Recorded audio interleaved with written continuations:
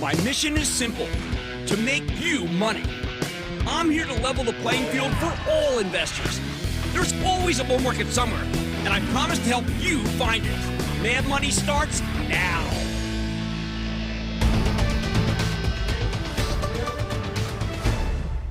Hey, I'm Cramer. Welcome to Mad Money. Welcome to Cramerica. Other people want to make friends. I'm just trying to make you some money. My job is not just to entertain, but to educate and teach. So call me at 1-800-743-CNBC or tweet me at Jim Cramer. Don't bet against progress. That's the lesson of today's stock market action, where the growth names came roaring back, Dow gaining 368 points, S&P jumping 2.2%, and the NASDAQ, where progress is their most important product, surged 3.85%. Okay, I know what you're thinking. How the heck can this guy come out here to talk about stocks when it feels like the whole republic hinges on, it hinges on what, a couple of thousand ballots in the Rust Belt? Well, excuse me. We are having one of the greatest rallies I have ever seen, despite all the worries, the woes about the market tanking if election night was indecisive. Can you imagine how wrong? Indecisive. What's driving this move, this remarkable move? This election was one of the biggest head fakes in history. Like it or not, the people have spoken. They want divided government. Whether Biden or Trump ends up on top, it's looking like Biden right now. The Democrats will have the House, and the Republicans will likely have the Senate, which means at least 2 years of boring, do-nothing government. Sometimes sounds are worth like 1,000 words or whatever. In other words, even with the pandemic, even with the high unemployment, even with, of course, just a kind of anger, seething anger, Americans seem pretty satisfied with the status quo. They don't want upheaval, and they certainly don't want higher taxes, something that would have been on the agenda if the so-called blue wave had washed over Washington. And that is a big deal. I know that based on the polling, I was worried about what might happen to stocks with a blue wave. Remember, to stocks.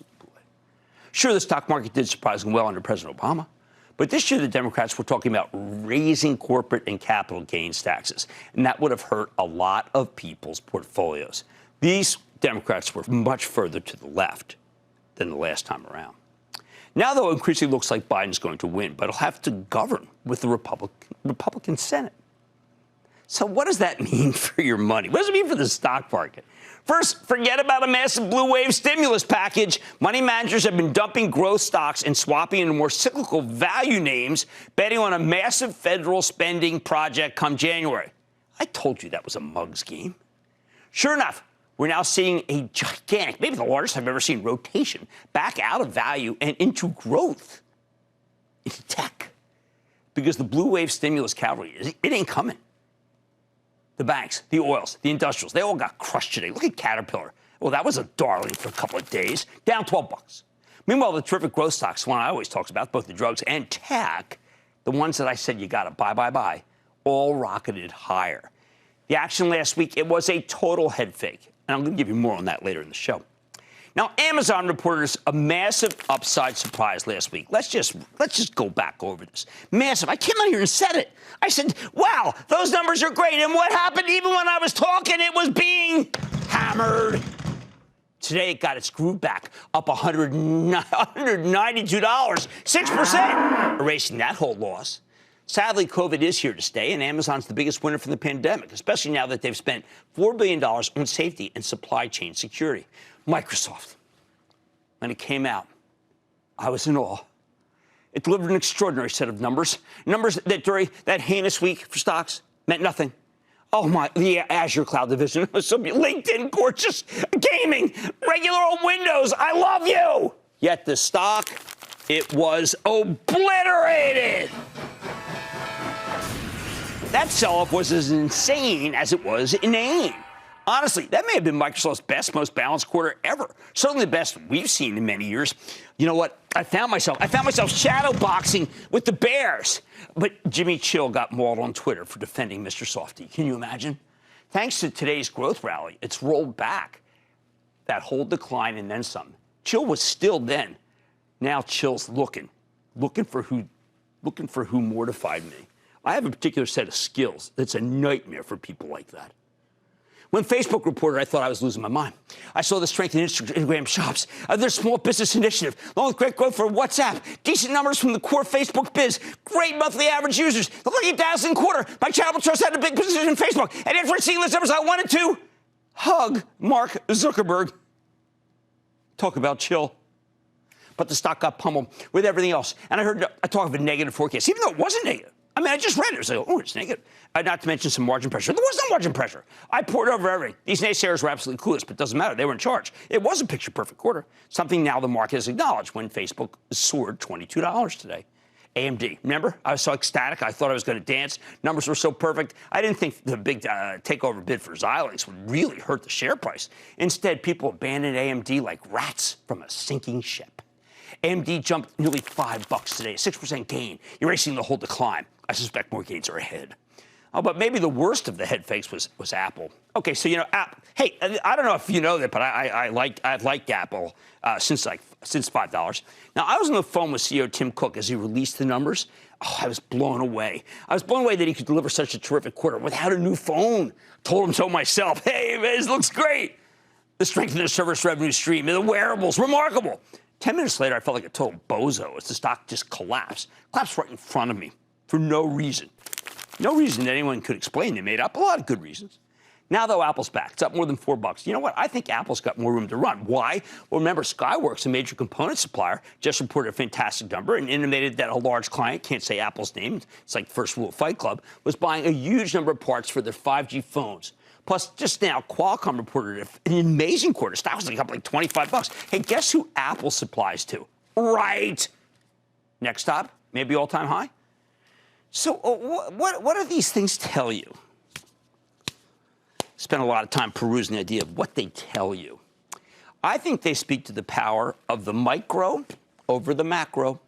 Or in plain English, the people who told you to switch into the banks and the industrials and the oils because of the economy, well, here they were dead wrong. If you listen to them, you know what you did? You sold some of the greatest stocks into one of the greatest rallies. Even after this magnificent move from the NASDAQ, I think tech's got more upside. I really do. And let me give you some reasons. First off, I used to write obituaries for the Tallahassee Democrat, the LA Herald Examiner. Every bit of the commentary I heard last week about these growth stocks and their cloud acolytes were finished. You know what? It was just like the subjects of my obituaries. A blue wave was going to sweep Congress. A more liberal Congress would forcibly break up and regulate big tech, hobbling them worse. Worse than Kathy Bates breaking James Caan's ankles in that fabulous scene of misery. We were supposed to get endless antitrust hearings about those companies. They were too powerful. Show trials, star chambers, darkness at noon. Well, that's off the table. Now, there may be some poorly attended hearings, but the only thing they'll produce is some mean rhetoric. Right now, big tech is ascendant after Silicon Valley's huge victory with Proposition 22 in California, the one that allows Uber and Lyft to keep operating unimpeded by the state legislature. Yes, the gig economy triumphs. Second, I think we will get some sort of stimulus bill, but it won't be big enough to offset all the job losses that are coming in the hospitality industry with COVID cases back to hitting new highs. Now, that is unfortunate. In real life, it's unfortunate. But it is great for the growth stocks I'm talking about because it makes the beaten down cyclicals even less attractive, as they won't be aided by a generous federal spending package that would cause the economy to accelerate. Big tech doesn't want a red-hot economy. It wants an okay economy where companies are hired to digitize to stay competitive. On the other hand, a Biden administration, you'll be less draconian on immigration. Now, I know that's going to be very unpopular with some people in the audience, but that's what's going to happen. You know what happens when you have a lot of immigration? It's great for housing. I predict one more surge for the home builder, especially since mortgage rates are still low.